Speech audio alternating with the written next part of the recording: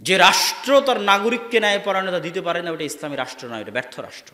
আর আমরা আলেম ওলামারা আমরাও রাষ্ট্র পরিচালনার অযোগ্য। এই যে কতজন বিভিন্ন দলের রাজনৈতিক কর্মীরা আছে বলে যে ইসলামী খেলাফত কায়েম হয়ে যেতে হবে, এদেশের কোনো ইসলামী দল, কোনো ইসলামী সংগঠন, কোনো কারো যোগ্যতা নাই যে তারা এই রাষ্ট্র পরিচালনা করবে। কেন বললাম যোগ্যতা নাই? কারোর মধ্যে ন্যায়পরায়ণতা নাই। ইল্লামান রাহিমা রব্বি, যার উপর আল্লাহ দয়া করেছে সে বাদে। আপনি মসজিদে যান, মাদ্রাসায় যান, ইসলামী দলে যান, সংগঠনে যান, সব জায়গাতে সালাত আছে, সিয়াম আছে, হজ আছে, জাকাত আছে, কিন্তু কোথাও ন্যায়পরায়ণতা নাই, কোথাও সত্য নাই, কোথাও আমানতদারিতা নাই। তাহলে কি জন্য নাই বললাম? ইসলামী দলে যান, ওকেই পদ দিয়েছে যে বেশি চামচামি করতে পেরেছে। যোগ্যতার ভিত্তিতে ইসলামী দলের নেতা পদ দেয়নি, তাহলে ও কি রাষ্ট্র চালাবে ভাই? রাষ্ট্র চালাতে পারবে না। আপনি মসজিদ কমিটির সভাপতির কাছে যান, ও তার মুয়াজ্জিন এবং ইমামের সাথে ন্যায়পরায়ণতা করতে পারেনি। আপনি মাদ্রাসার প্রিন্সিপাল পরিচালকের কাছে যান, সে তার অধস্তন কর্মকর্তা কর্মচারীর সাথে ন্যায়পরায়ণতা করতে পারেনি। তো যে ন্যায়পরায়ণতা প্রতিষ্ঠা করতে পারেনি, ও রাষ্ট্র পেলেও ন্যায়পরায়ণতা প্রতিষ্ঠা করতে পারবে না, সুতরাং ও ইসলামী রাষ্ট্র বানাতে পারবে না। একটা জিনিস ভুলে যান, ইসলামী রাষ্ট্র মানে 5 ওয়াক্ত সালাত নয়, ইসলামী রাষ্ট্র মানে জাকাত নয়, ইসলামী রাষ্ট্র মানে হজ নয়, ইসলামী রাষ্ট্র মানে পর্দা নয়, ইসলামী রাষ্ট্র মানে শতভাগ নাগরিককে শতভাগ ন্যায়পরায়ণতা দেওয়া। আমরা বুঝি না ইসলাম কি জিনিস। শতভাগ নাগরিককে শতভাগ ন্যায়পরায়ণতা দেওয়া, এটা ইসলামী রাষ্ট্র। যে রাষ্ট্র দিতে পারে না, ওই রাষ্ট্রের সবাই যদি নামাজি হয়, ওই রাষ্ট্রের সবাই যদি পর্দাশীল হয়, ওই রাষ্ট্র আল্লাহর কসম, আল্লাহর কসম, আল্লাহর কসম ইসলামী রাষ্ট্র নয়। ওমর রাদিয়াল্লাহু তাআলা আনহুর কিসের কমতি ছিল? ওমর রাদিয়াল্লাহু তাআলা কি নামাজ ছেড়ে দিতেন? ওমর রাদিয়াল্লাহু তাআলা কি যাকাত আদায় করতেন না? ওমর রাদিয়াল্লাহু তাআলা কি ওই সাহাবী নন যে তিনি আশারা মুবাশশিরিন বিল জান্নাহ, যে 10 জনকে আল্লাহ জান্নাতের সুসংবাদ দিয়েছিলেন? ওমর রাদিয়াল্লাহু তাআলা কি ওই সাহাবী নন যিনি সবসময় আবু বকর আর আল্লাহ রাসূলের সাথে থাকতেন? তিনি কি সেই সাহাবী নন? তাহলে ওমরের কি ঠেকা পড়লো? জেরুজালেম থেকে, মদিনা থেকে জেরুজালেম 1200 কিলোমিটার রাস্তা, অর্ধেক রাস্তা পায়ে হেঁটে যাবে আর গোলামকে উটের পিঠে চড়িয়ে রাখবে অর্ধেক রাস্তা। কেন? ওমর রাদিয়াল্লাহু তাআলা আনহুর কোন ইবাদতের কমতি আছে? কোন তাকওয়া, কোন পরহেজগারিতার কমতি আছে? ওমরের জন্য তো আল্লাহ রাসূলের ঘোষণা আছে যে 10 জন জান্নাতে যাবে, তার মধ্যে একজন ওমর রাদিয়াল্লাহু তাআলা আনহু, স্পষ্ট ঘোষণা।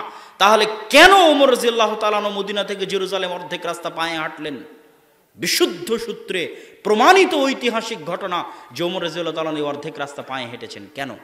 শুধু একটা জিনিস প্রমাণ করতে পায়ে হেঁটেছেন, সেটা হচ্ছে আমি ওমর দায়িত্বশীল হিসেবে শতভাগ ন্যায়পরায়ণ। বলেন আল্লাহু আকবার। যে আমি শতভাগ ন্যায়পরায়ণ। আর যেখানে ন্যায়পরায়ণতা নাই, ও যতই দাবি করুক যে ও মুসলমান, ও নামাজি, ও হাজি, ও হচ্ছে মিথ্যুক, ও হচ্ছে ধোঁকাবাজ, ও হচ্ছে মুনাফিক, ও কখনই নিজেকে মুসলমান দাবি করতে পারে না। সম্মানিত উপস্থিতি, ন্যায়পরায়ণ শাসক মানে শুধু ন্যায়পরায়ণ প্রধানমন্ত্রী নয়। ন্যায়পরায়ণ শাসক মানে ন্যায়পরায়ণ ওসি, ন্যায়পরায়ণ ডিসি, ন্যায়পরায়ণ এসপি, ন্যায়পরায়ণ বিচারক, ন্যায়পরায়ণ মাদ্রাসা কমিটির সভাপতি, ন্যায়পরায়ণ মাদ্রাসার প্রিন্সিপাল, ন্যায়পরায়ণ প্রধান শিক্ষক, ন্যায়পরায়ণ প্রধানমন্ত্রী, ন্যায়পরায়ণ মেম্বার, ন্যায়পরায়ণ মন্ত্রী, ন্যায়পরায়ণ চেয়ারম্যান। যে যেখানে দায়িত্বে আছে, ওর জন্য সবচেয়ে ভয়ঙ্কর পরীক্ষা হচ্ছে ন্যায়পরায়ণতা। আপনি বলবেন, কই আমি তো মন্ত্রীও নাই, এমপিও নাই, কিছুই নাই, তাহলে আমি কিসের ন্যায়পরায়ণতা দেখাবো? আপনি আছেন পরিবারের দায়িত্বে। তো পরিবারের দায়িত্বে আপনি ন্যায়পরায়ণ করেন, এটা আপনার জন্য সালাত, সিয়াম, হজ, জাকাতের চাইতে বড় পরীক্ষা। আপনি যে বানু ইসরাইল হয়ে গেছেন সেটা দেখাচ্ছে আপনাকে। ধরেন এখানে যতজন উপস্থিত আছেন, তাদের কেউ যদি তার বোনকে তার বাপের সম্পত্তিতে ভাগ দিতে দেরি করেছেন, গড়িমসি করেছেন, এখনও দেননি, তার বোনকে বাপের সম্পত্তিতে ভাগ দিলেও খারাপটা দিয়েছেন, আপনারা ভাইয়েরা ভালোটা নিয়েছেন আর বোনকে খারাপটা দিয়েছেন, এরা সবগুলো হচ্ছে বানু ইসরাইল। কি বুঝলেন? মানে বানু ইসরাইলের মতো ধোঁকাবাজ, মিথ্যুক, শঠতা, হারামখোর, অন্যায়কারী, এরা কেউ ন্যায়পরায়ণতার মাপকাঠিতে কিয়ামতের মাঠে আল্লাহর দরবারে টিকতে পারবে না। এরা যতই মুখে দাড়ি রাখুক, যতই মাথায় টুপি দিয়ে থাকুক, যতই হজ করে আসুক, যতই টাকনোর উপর প্যান্ট পরিধান করুক, এই দাড়ি দিয়ে ও ধোকা দিচ্ছে বানু ইসরাইলের মতো, এই মাথায় টুপি দিয়ে ও ধোকা দিচ্ছে বানু ইসরাইলের মতো, এই 5 ওয়াক্ত সালাত আর হজ দিয়েও ধোকা দিচ্ছে বনি ইসরাইলের মতো। এগুলো সবগুলোর মার্ক 0। যদিও আর বোনকে বাপের সম্পত্তিতে ভাগ দিতে ন্যায় পরায়ণতা রক্ষা করতে না পারে, তাহলে কিয়ামতের মাঠে তার তাহাজ্জুদ তাকে বাঁচাতে পারবে না, যদি তার বোন তাকে ক্ষমা না করে। এর নাম ন্যায় পরায়ণতা, এর নাম হচ্ছে ন্যায়পরায়ণ শাসক। ন্যায়পরায়ণ শাসক মানে ন্যায়পরায়ণ পরিবারের দায়িত্বশীল। ন্যায়পরায়ণতা কত ভয়ঙ্কর জিনিস, কত ভয়ঙ্কর জিনিস ন্যায়পরায়ণতা। আপনাকে যদি আমি বুঝাতে না পারি তাহলে এটা আমার ব্যর্থতা। সেটা কি? আল্লাহ সুবহানাহু তাআলা তার রুবুবিয়ত, রব হওয়ার দাবিতে সবচেয়ে বড় জরুরি যে জিনিসটা নিজের জন্য ঘোষণা দিয়ে রেখেছেন ওপেন, সেটা হচ্ছে ইন্নী হাররামতুজ যুলমা আলাইয়া। দুনিয়ার মানুষ শুনে রাখো, আমি আল্লাহ রব হিসেবে ঘোষণা দিলাম, আমি আমার ওপর জুলুম করাকে হারাম করে নিয়েছি। আমি হচ্ছি ন্যায়পরায়ণ, আমি ন্যায়পরায়ণ। কেমন ন্যায়পরায়ণ? কত ভয়ঙ্কর ন্যায়পরায়ণ আমি আল্লাহ, কত ভয়ঙ্কর ন্যায়পরায়ণ। মানুষে মানুষে যা অন্যায় করেছে বহু দূরের কথা, জিনে জিনে যা অন্যায় করেছে বহু দূরের কথা। যদি গরুতে আর ছাগলেও পরস্পরে অন্যায় করে থাকে, তাহলে ওই অন্যায় মিটিয়ে দেওয়া আমি আল্লাহ আমার দায়িত্ব। যদি না মিটিয়ে দিতে পারি তাহলে আমি রব হিসেবে মৃত্যু, কোনো ভ্যালু নাই এমন রবের। বলেন নাউজুবিল্লাহ, কোনো ভ্যালু নাই। যেহেতু আমি রব, সেহেতু পৃথিবীতে মানুষ যদি তার পারিবারিক বিচারে, মানুষ যদি তার সামাজিক বিচারে, মানুষ যদি মেম্বার চেয়ারম্যানের দরবারে, মানুষ যদি জজ কোর্ট, হাইকোর্ট, সুপ্রিম কোর্টে তার ন্যায় বিচার না পায়, তাহলে আমি আল্লাহ তখনই রব যখন কিয়ামতের মাঠে ওর জন্য ন্যায় বিচার করে দিতে পারবো।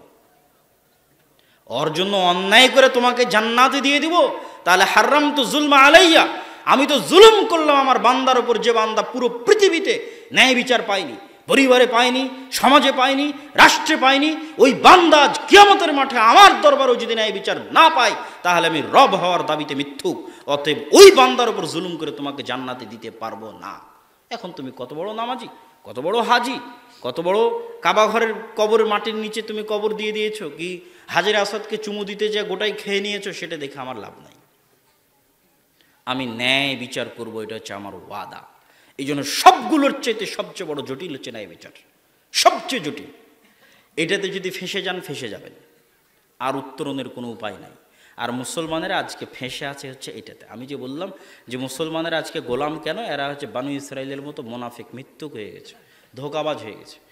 এই যে বেইলি রোডে যে বিল্ডিংটাতে আগুন লাগলো, আপনি আল্লাহর কসম করে যান, খোঁজেন, এই বিল্ডিংয়ের প্রত্যেকটা স্তরে অন্যায় পরায়ণতা আছে, ধোঁকা আছে, মিথ্যা আছে।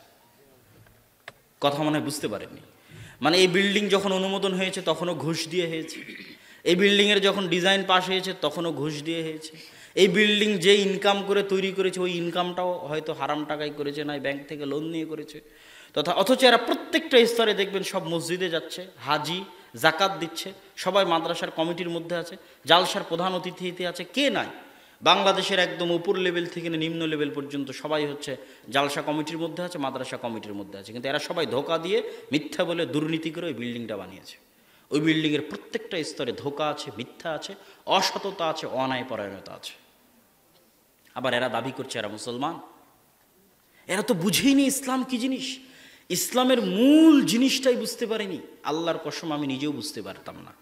আমি যদি ইউরোপ সফর না করতাম, ইংল্যান্ড সফর না করতাম, তাহলে আমিও এতদিন পর্যন্ত ধরতে পারিনি ইসলামের মূল জিনিস হচ্ছে ন্যায়পরায়ণতা।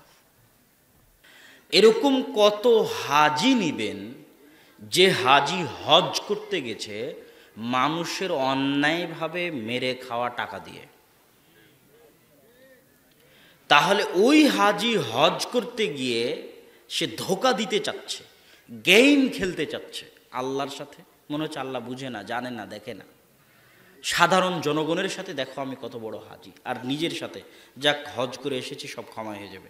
কিন্তু পুরো হজের টাকাটা মানুষের অন্যায়ভাবে মেরে খাওয়া, হারাম ইনকাম। তো এই ধোঁকা কাদের স্বভাব? এই বানু ইসরাইলের স্বভাব।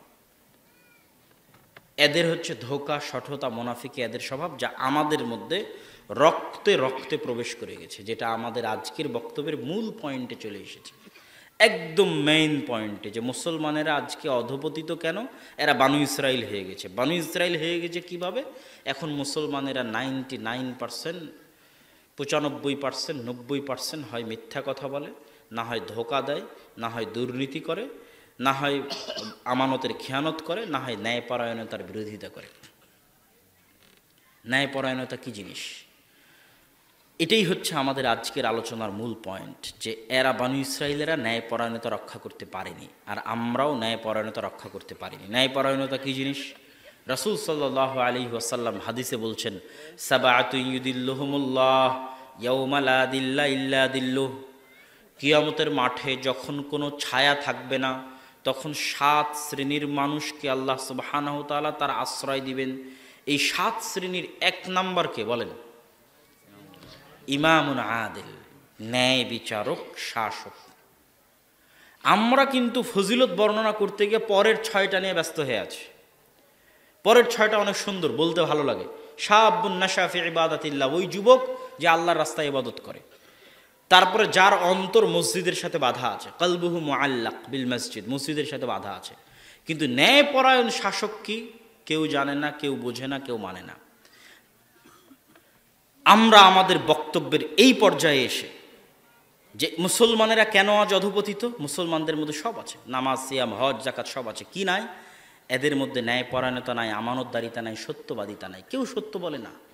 কে সত্য বলে? কি আলেম ওলামা, কি মসজিদ কমিটি, কি মাদ্রাসা কমিটি, কি এলাকার দায়িত্বশীল, কি মানুষজন, কি ব্যবসায়ী, সবাই প্রতি সেকেন্ডে মুসলমানদের কাছে সবচেয়ে সহজ পাপ মিথ্যা বলা।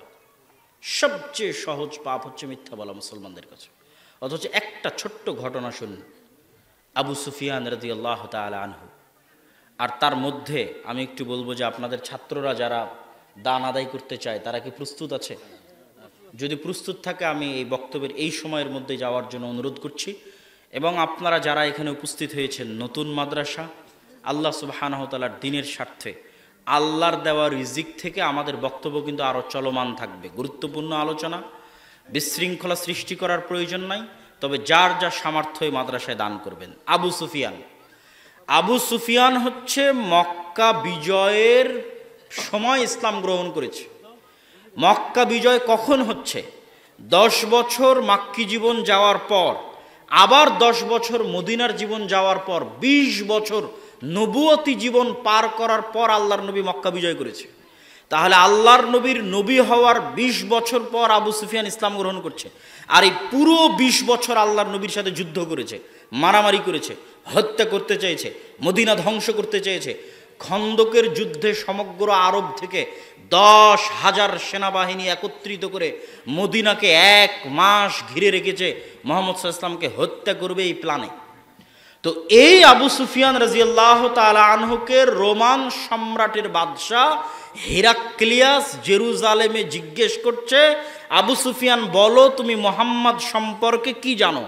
তো আবু সুফিয়ান তার চিরন্তন শত্রু, যাকে হত্যা করতে পারলে বাঁচে, যার ইসলামকে ধ্বংস করতে পারলে বাঁচে, যার মদিনাকে মাটির সাথে মিশিয়ে দিতে পারলে বাঁচে, সেই মুহাম্মদ সম্পর্কে আবু সুফিয়ান একটা বর্ণ, একটা অক্ষর, একটা বাক্য মিথ্যা বলেনি।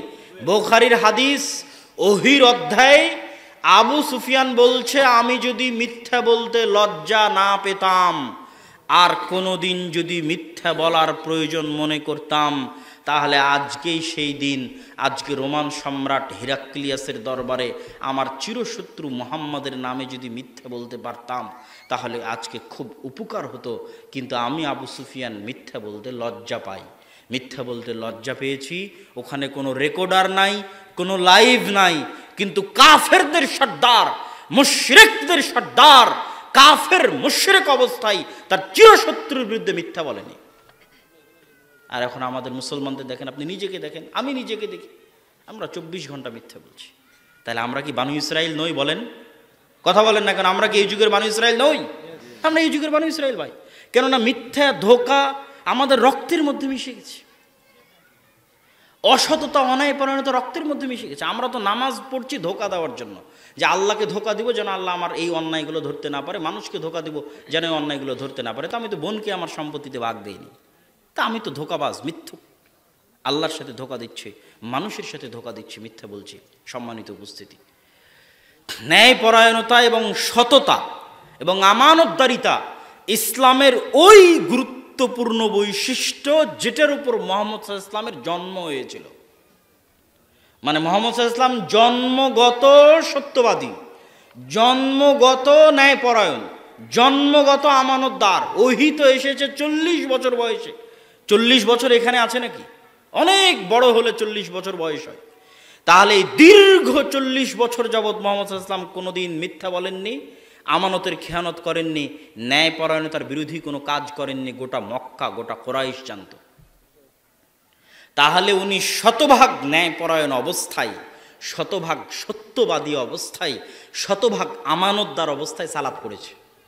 আর আমি শতভাগ মিথ্যুক অবস্থায়, শতভাগ ধোঁকাবাজ অবস্থায়, শতভাগ দুর্নীতি করা অবস্থায়, শতভাগ অন্যায় করা অবস্থায় আমি সালাত পড়েছি। ওই সালাতে পৃথিবী বিজয় হবে, আর এই সালাতে গোলামি হবে, গোলামি। এই সালাত কোশ্চিনকালও আপনাকে গোলামি থেকে মুক্তি দিতে পারবে না।